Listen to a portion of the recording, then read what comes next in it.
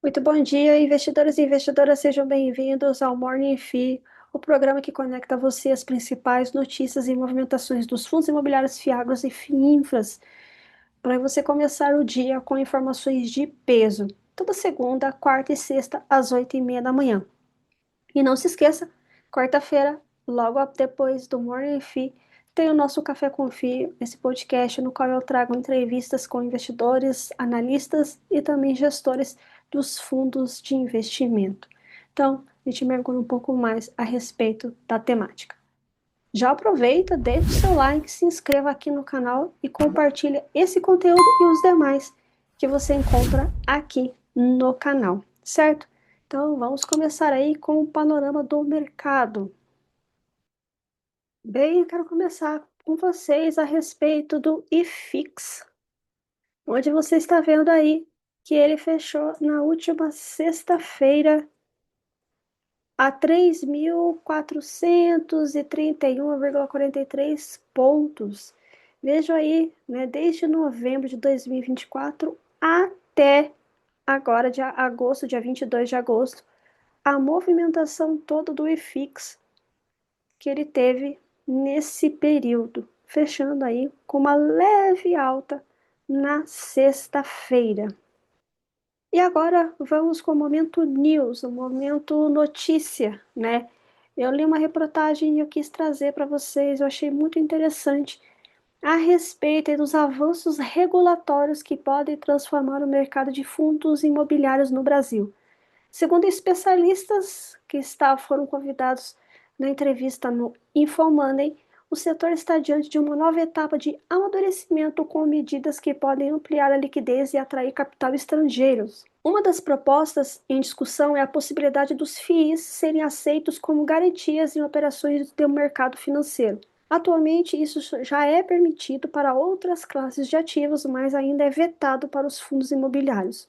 Se aprovado, isso abriria um potencial enorme para o mercado, principalmente para investidores que operam vendidos ou utilizam derivativos. Outro ponto em pauta é a inclusão dos FIIs no Ibovespa, principal índice da Bolsa Brasileira. Assim como ocorre nos Estados Unidos, onde os REITs representam cerca de 5% do S&P 500, essa medida poderia trazer fluxo passivo de recursos de ETFs e fundos indexados, aumentando a liquidez e atraindo novos investidores para o mercado de FIIs no Brasil. Além disso, o setor acompanha os recentes aperfeiçoamentos regulatórios, como a autorização para recompra de cotas por parte dos fundos. Essa medida permite corrigir distorções de preço e capturar valor para dentro do fundo, algo que já ocorre em outros mercados maduros.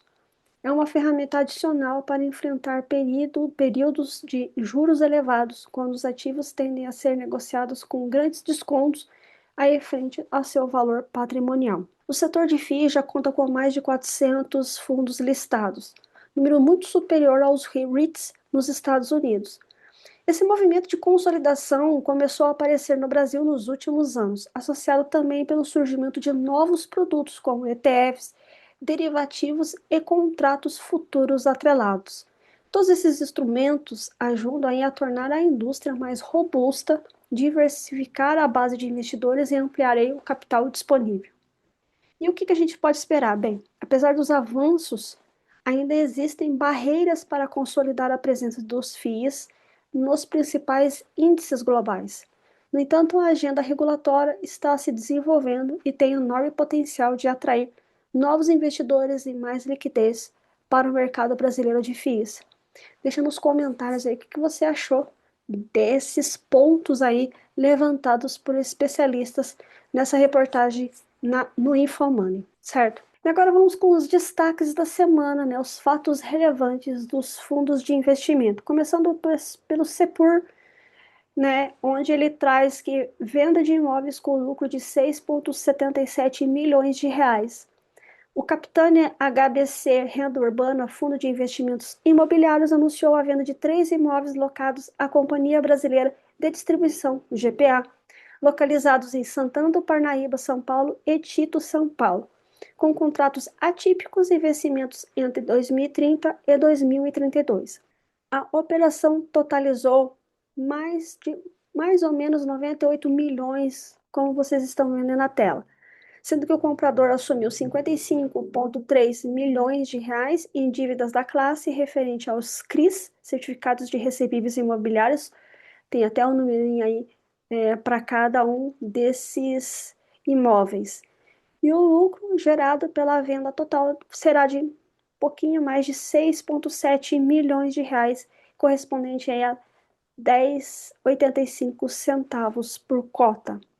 O próximo fato relevante também é do Sepur.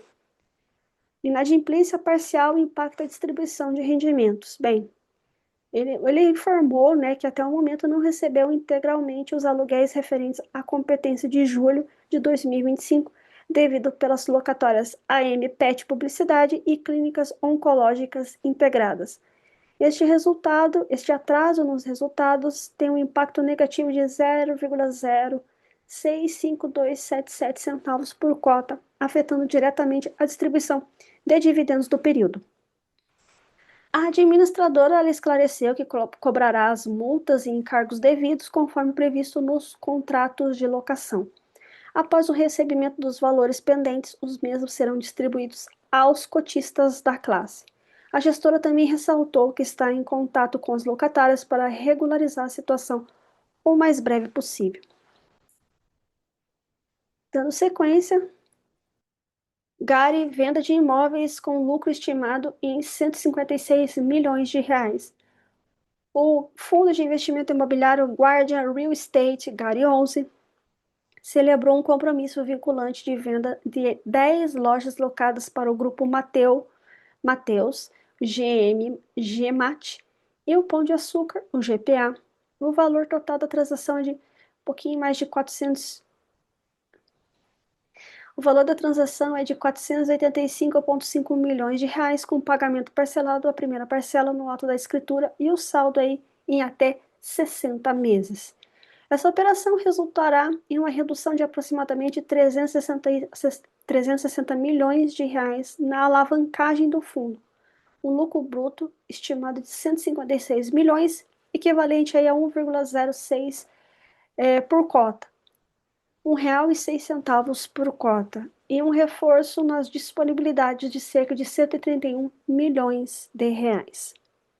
A taxa interna de retorno, a TIR, estimada de 23% ao ano, ou IPCA mais 18% ao ano. A conclusão, né, dessa operação reforça o controle da alavancagem e o colchão de disponibilidade do fundo, além de evidenciar a postura ativa da gestão na extração do valor do portfólio. TRBL11, em continuidade ao fato relevante publicado em 27 de março, foi informado que em 18 de agosto de 2025 foi concluída aí a entrega das chaves do Centro Logístico Contagem, localizado em Contagem, Minas Gerais, anteriormente locado para os Correios. A vistoria da saída foi realizada em conjunto com o locatário e o lado técnico para reparação e reembolso está em fase final de elaboração.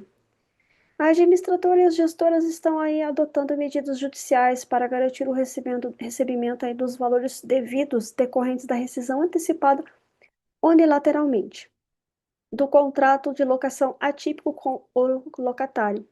Com a retomada da posse do imóvel pelo fundo, este se encontra livre para novas locações. As gestoras já estão trabalhando na comercialização do imóvel, confiantes em sua liquidez, devido aí às características de alta performance e localização estratégica. Em função aí da rescisão contratual, foi aprovada a troca do lastro da operação por meio da Assembleia dos Credores do CRI Série 511. O novo lastro para ser composto por contratos do fundo com Braskem, Cromos, Sherry e Ambev, contrato atípico, Futura Tintas atípico e cerca de 20% dos recebíveis de vendas dos imóveis de Duque de Caxias. Não houve alteração na taxa ou no prazo de vencimento da operação, portanto, as projeções aí de resultado do fundo permanecem inalteradas.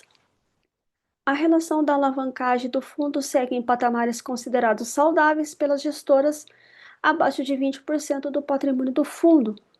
A não alteração do custo e das principais condições de alavancagem demonstram aí a solidez e credibilidade dos demais contratos do fundo.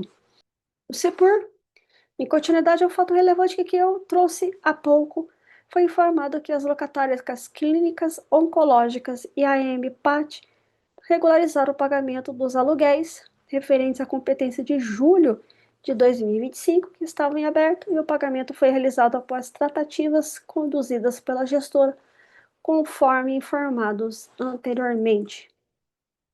PQDP, Parque Dom Pedro.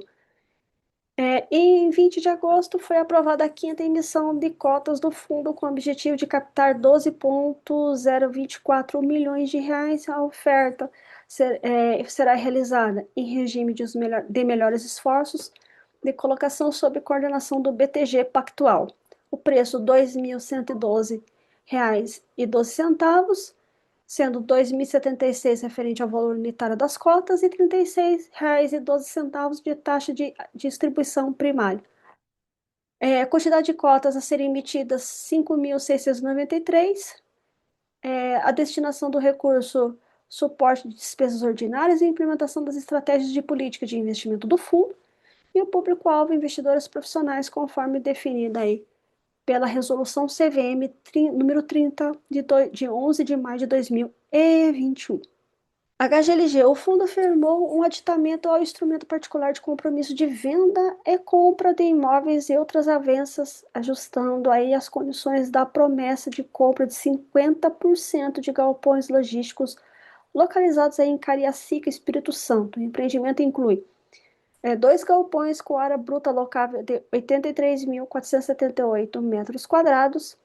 Em expansão, um módulo Build-to-Suite de 13.941 metros quadrados e um módulo especulativo de 15.639 metros quadrados, totalizando em 29.580 metros quadrados em construção contínua.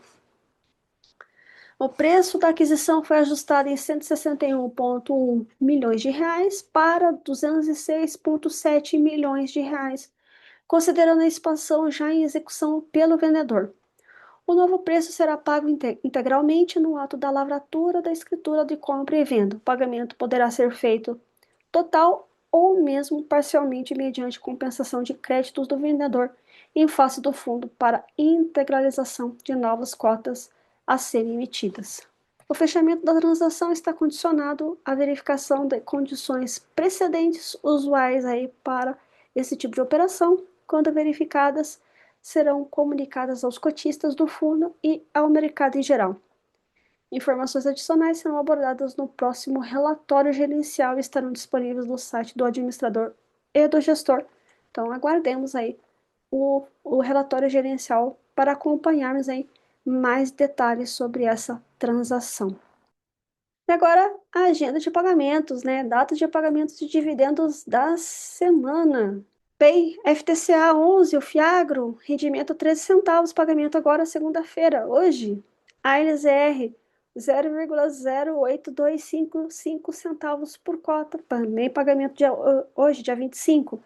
CPSH 11, rendimento 10 centavos, também pagamento no dia 25, ou seja, hoje.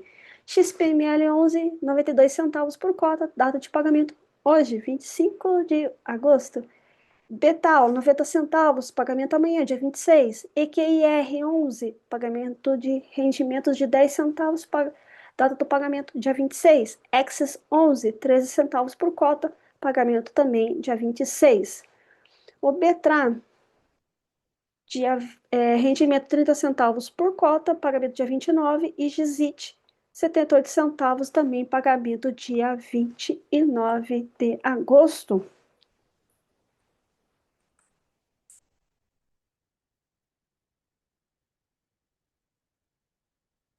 Portanto, aí todos eles na tela. E assim nós encerramos o Morning Fee. Aproveite para deixar o seu like, se inscrever aqui no canal e compartilhar esse conteúdo com quem também investe em fundos de investimento. Queremos que cada investidor tenha acesso às informações que fazem a diferença na tomada de decisões diária. Fique ligado e acompanhe o nosso Morning Fee para não perder nenhuma oportunidade. Até o próximo.